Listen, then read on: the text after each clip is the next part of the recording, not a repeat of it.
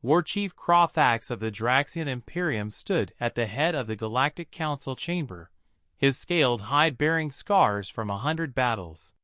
For 3 centuries, his people had dominated known space, not through cruelty, but through sheer physical superiority. The Draxians were Deathworlders. Born on a planet where gravity crushed, temperatures fluctuated wildly, and predators evolved alongside them, they had clawed their way to the stars. Every other species they'd encountered came from garden worlds, temperate, safe, comfortable. The Draxians protected them, led them, and secretly pitted them. "We are alone in our strength," Croffax announced to the council. "No other species understands what it means to survive against impossible odds. This is our burden and hour." The chamber doors exploded inward. Not metaphorically. The reinforced titanium alloy doors, rated to withstand orbital bombardment, simply buckled.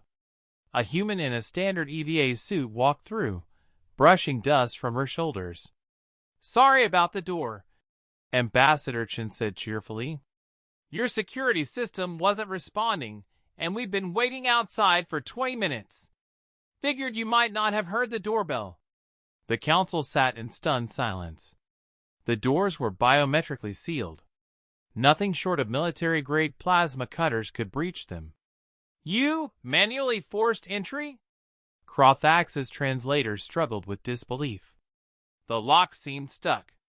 Chen approached the council podium, moving with ease in the chamber's crushing 2.3 G gravity, standard for Draxian environments, deliberately maintained to remind other species of their physical limitations. "Ambassador Chen, representing the Terran Republic. Pleasure to meet you all." Croffax studied her. Bipedal, no visible armor plating, soft skin, no natural weapons. "Human. We've read your application. Your world specifications seem exaggerated." "Oh." Chen tilted her head.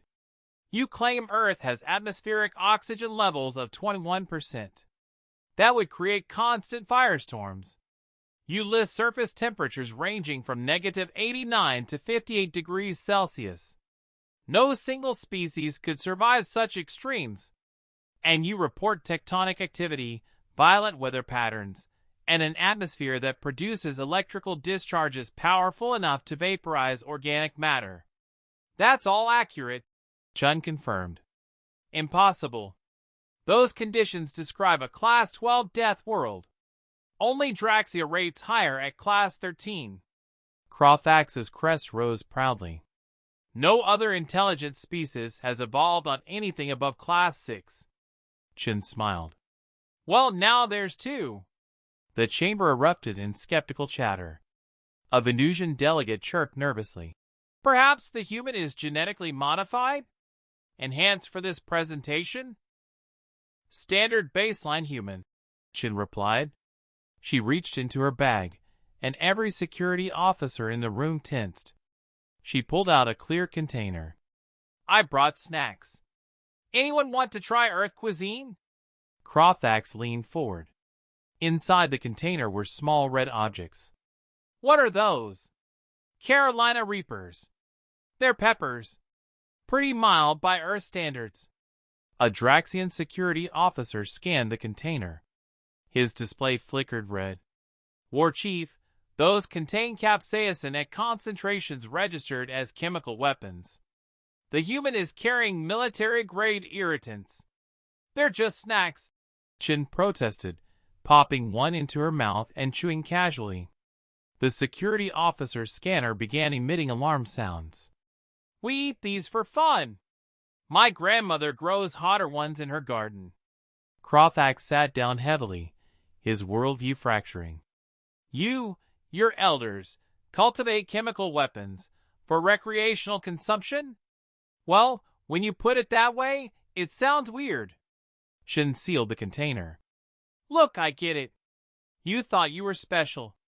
The only ones tough enough to survive the universe's worst. But Earth?" She shrugged.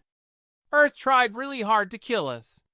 Predators, diseases, ice ages, volcanic eruptions, asteroid impacts. We survived all of it. Made us kind of stubborn.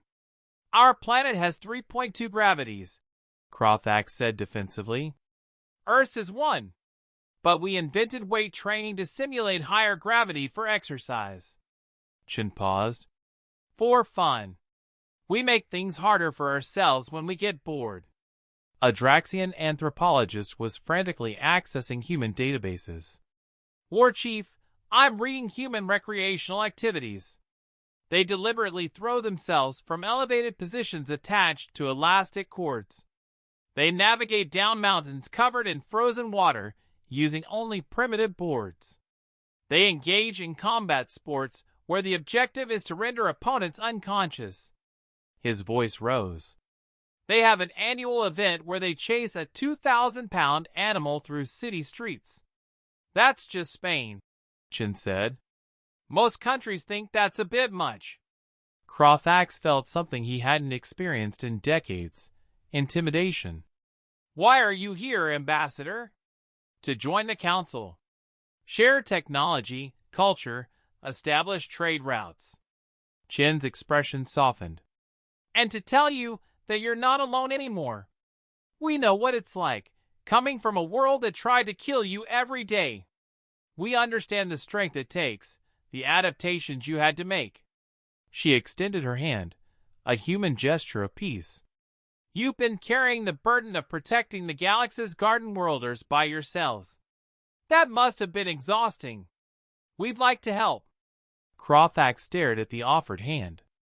Draxians had been alone at the top for so long, he'd forgotten what equals felt like. Slowly, carefully, he reached out and clasped her hand. Her grip was firm, stronger than he'd expected. Welcome to the Council, Ambassador Chen, he said quietly. It will be interesting having Deathworlders as peers rather than anomalies. Chen grinned. Just wait until you meet our Australian delegation. Why? Krothax asked, suddenly wary. Let's just say they come from the part of Earth that even other humans find scary. The war chief's crest flattened in concern. There were scarier humans? The galaxy, he realized, had just become much more complicated.